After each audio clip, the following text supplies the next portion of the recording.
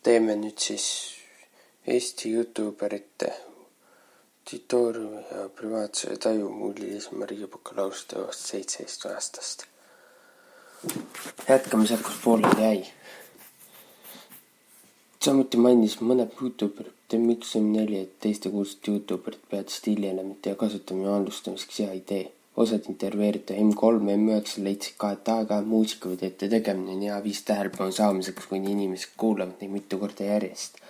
Ja nii võib YouTuber meeldima hakata. Intervjuudes selgub, et YouTuberit esitletav jutumärkis mina on strateegiline ja läbimõeldud. Ühest küljest tahetakse mõjuda autentse ja reaalsena, kuid samas soovite endast kõik avalikult internetti jätta. 3.4. Privaatsuse mõiste ja selle tajumine. Privaatsust oli intervjueeritud YouTuberi küllaki keeruline defineerida, kuid samas rõhutati, et head vaatajat eeldatakse privaatsuse austamist. Avalikuks pidasid intervjueeritavad seda, mida nad on videotes ise avalikustanud ja privaatseks seda osa nende identiteedist, millest nad YouTube'i videotes ja muudes sotsiaalmeediakanalites rääkinud ei ole. Üle piiri minek on nende jaoks see, kui fännid kasutavad informatsiooni, mida ta ise pole jaganud, vaid on uurimise tulemusel teada saanud. N5. Ma tahan, et mu YouTube oleks YouTube'is, ma ei soovi, et keegi mulle ukse peal näiteks tuleks või nii. Muidu kirju võib saata, kui tahetakse, aga niimoodi nagu minu päris ellu tungida, seda ma ei soovi. Kuigi intervjuudes selgus privaatsus on neile oluline teema, siis mitmest intervjuust tuli välja asja, et YouTuberil ei ole võimalik elada täiesti privaatset elu. Et teatav suurem avalikkus käib mikrokuulsusega paratamatult kaasas. M8.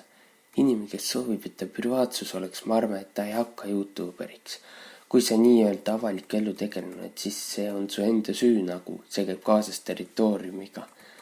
Samas rõhutati, et teatud osa inimesest võiks jääda privaatseks.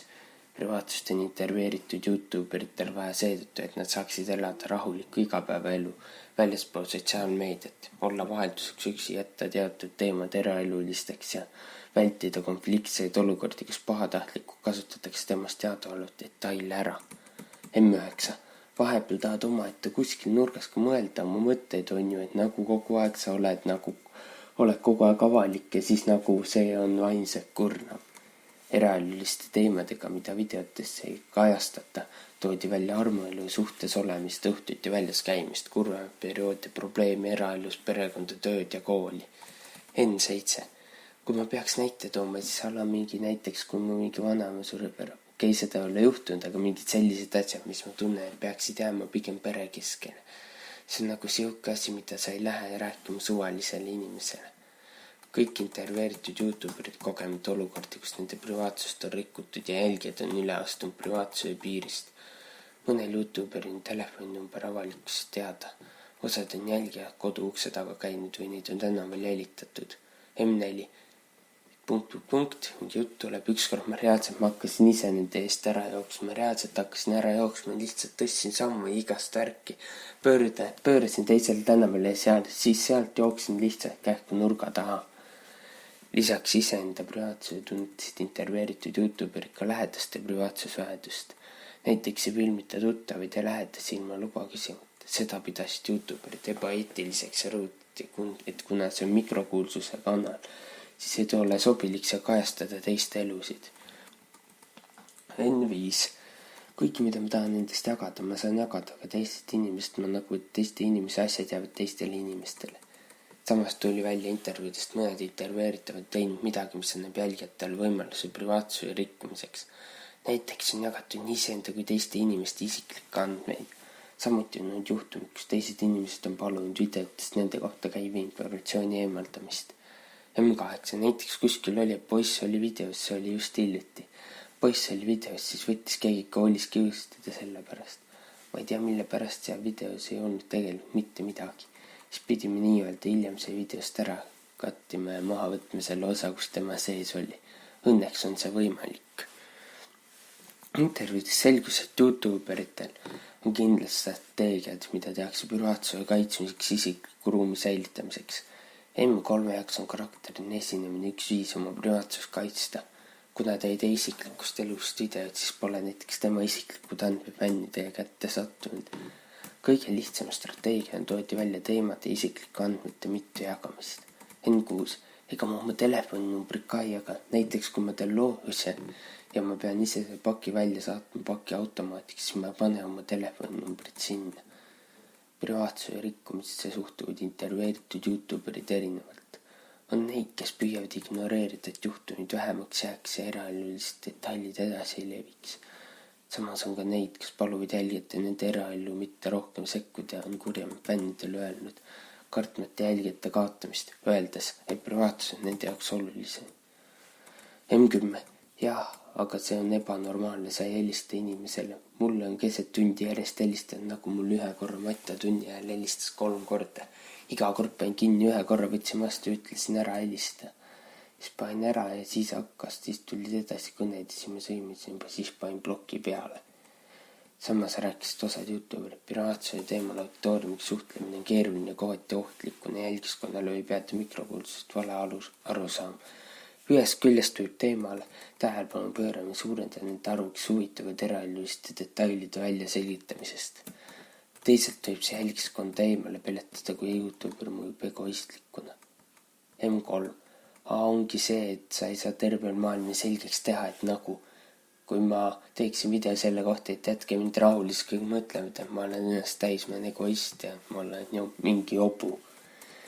Võib märgata, et privaatsust sellega kaitsmist seostatakse sageli offline sfääriga. Füüsilises maailmas kasutates privaatsust kaitsvates strateegias kasutatakse või ringiga koju minemist, telefoninumbrite vahetamist, kodu või töö juurest, fännide minema ajamist. Virtuaalses ruumis on YouTuberid kasutanud isiklikke detaile sotsiaalmeediast, kõnetanud fänne videotes. Privaatsuse teemal nüüd jälgivad pidevalt, mida videotesse monteerimisel jätavad ja mida välja lõikavad. Täpselt nii. Maga. 4. peatükk. Järeldused ja diskussioon. Käesolevast peatükist teen esmalt uurimustulemuste põhjal järeldusi, mida esitlen 3 suurema uurimisküsimuse vastamise kaupa. Järelduste tegemise kasutan intervjuudest kogutud materjali, mida põimin läbi töötatud kirjandusest teadaolevaga. Seejärel diskuteerin teemast välja kuulunud aspektide üle, millest toetun samuti teooriale ja tulemustena. Viimast peatükist toon välja meetodikriitika ning aspektid, mille tulevikus tähelepanu pöörata. Lisaks räägin võimalustest, kuidas teemat edasi uurida. 4.1. Järeldused. Tööteoreetilist materjalist tulemustest võib järeldada, et YouTuberi defineerimine küllaki keeruline, seetõttu pakun välja intervjuude ingliskeelsete definitsioonidega tutvumised tulemusel eestikeelse definitsiooni. YouTuber on sisulooja, kes ise produtseerib ja teeb regulaarset videoid oma YouTube'i kanalile. YouTuberiks olemine on suuresti enese määratlemise küsimus, kuna enamasti kasutavad YouTuberid ka teisi sotsiaalmeediakanalid jälgiskonna kontakti hoidmiseks kasutaja, kes end YouTuberiks nimetab. Üldist peab YouTube'i esmaseks ja primaarseks kanaliks, kuhu sisu toota. YouTuberiks olemise puhul ei ole oluline näiteks raha teenimine, ka ilma selleta saab olla YouTuber. Samuti on YouTuberid, kellel on mitme peale üks kanal. Seega ei eelda YouTuberiks olemine ainult üksinda pilalpeetav kanali olemasolu. Eesti keeles juba sobilikus kasutada sõna videoblogija, kuna see liialt tihedalt seotud mõiste blogija, mis on kitsam YouTuberi žanr. Täpsema blogi definitsiooni saab vaadata lisast 5. Nimelt kõik YouTuberid ja blogi ehk ei näita oma igapäevaseid tegemisi, vaid on keskendunud kitsamale või üldisemale valdkonnale. Millisena näevad Eesti YouTuberid oma kujutletavat auditooriumi? YouTuberitel aitab paremat kujutluspilki auditooriumist luua YouTube'is nähtav statistika vaatajskonna sotsiaaldemograafilistest andmetest. Intervjueeritud YouTuberid olid statistiliste andmetega küllalt hästi kursis. Tšau 2010-65-6 kirjeldab, et teismist peamiselt need, kes kommenteerivad, hindavad ja jätavad kõige enam tagasisidet. Sarnaselt tõid intervjueeritud YouTuberid välja, et vaatajatel võib tagasiside põhja mulje jääda, et jälgiskonna kuuluvad ennekõike alaealist, kui tegelik statistika on teistsugune. Samas peegeldus kujutletav auditoorium kirjeldamises intervjuudest tihti viiteid just ärateismiste. Samas öelda, et ei tahata kedagi auditooriumist esile tõsta ega otsese sihtrühmana määratleda. Kui tagasisidet saadakse ennekõike varateismelistest, siis kujutatav auditoorium otsustasid intervjueeritud YouTuberitel ennekõike omavaheliselt sarnaste huvide ja huumorimeelega vaatajad. Seega võib järeldada, et YouTuberite kujutletav auditoorium erineb tegelikust reaalset auditooriumist, nagu see on öelnud Marwick ja Boyd 2010-115. Kui Marwick ja Boydi 2011 sõnul jääb reaalsele auditooriumi tähelepanu pöörama kõrvale, kuna see on tihti oomatu ja raskesti ettekujutatav, siis minu intervjuudest tõi välja lisaks asjaolud võimalikule reaalsele auditooriumi ja taheti videoid tehes mõelda, kuna see piiraks loodavat sisu. Boyd 2014-31 toob välja, et sotsiaalmeedias leiab pidevat taset kontekstide kokkuvarisemist, sisu ja telgida mitu erinevat auditooriumi sisuloojad sunnitud kohanema erinevate auditooriumitega mõtlema, kellele missugune looming kõige paremini sobib. Intervjueeritud YouTuberid olid kogenud mitme korra kontekstiga kokkuvarisemist, kus näiteks osanud mõelda töökaaslased jälgib videot, kuigi kujutletavast auditooriumist nemad esindatud ei olnud. Intervjueeritavad teadvustasid, et reaalsesse auditooriumisse kuulub erinevat tüüpi inimesi, sealhulgas nende vanemaid õpetajaid ja võimalik kurjadega ametistustega inimesed, kuid sisu loomisel keskenduvad need ennekõike sellele, mida ootab neilt nende ideaalne vaataskond ja millist sisu need ise sooviksid tarbida. Ideaalne vaataskond on tihti peegelpilt sisuloojast ja vaatajatena nähakse sarnaseid inimesi mikrokuulsusele. Marwick ja Boyd 2010-120. Sellisena kirjeldasid ideaalset jälgiskondaga intervjueeritud YouTuber. Peamiselt toodi esile enda vanust noori ja uut generatsiooni. Kui intervjueeritud ütlesid, et videod peaksid ennekõike meeldiv sisuloojale endale ja seejärel vaatajale, siis võib sellest kaudselt järeldada, et videod peaksid meeldima sisuloojaga sarnastele inimestele.